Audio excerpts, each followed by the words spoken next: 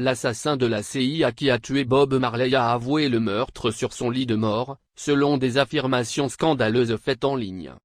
La légende du reggae Bob Marley est malheureusement décédé à l'âge de 36 ans, ce qui a conduit les mélomanes du monde entier à entamer un deuil international.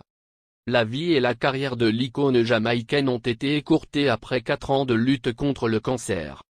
Toutefois, des allégations surprenantes ont fait état d'une confession sur un lit de mort par un ancien agent de la CIA, où il a admis avoir commis le meurtre. Bill Oxley, 79 ans, aurait revendiqué le meurtre de Bob Marley parmi 17 autres assassinats pour le gouvernement américain entre 1974 et 1985, à une époque où il disait que la CIA était une loi à part entière.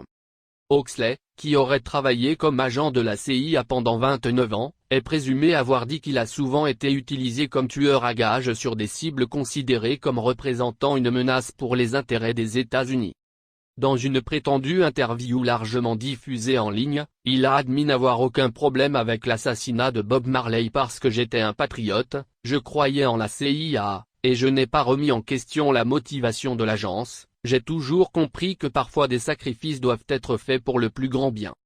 Selon la théorie du complot, Oxley a utilisé de fausses cartes de presse pour avoir accès à Bob Marley et à son refuge à Blue Mountain. Il s'est présenté comme un photographe célèbre travaillant pour le New York Times et a offert un cadeau à Bob Marley.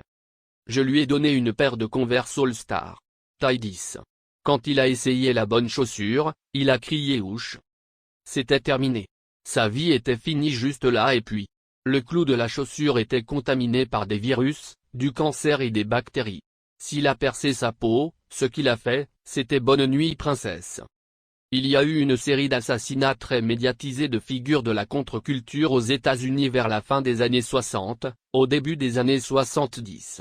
Quand l'heure de Bob Marley est venue, nous croyons que la subtilité était à l'ordre du jour. Fini les balles et les cerveaux éclaboussés.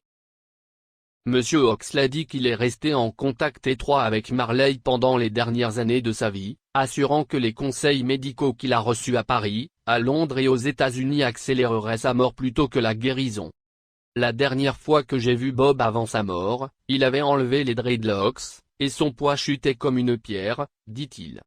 Il était très renfermé, incroyablement petit. Il rétrécissait devant nous.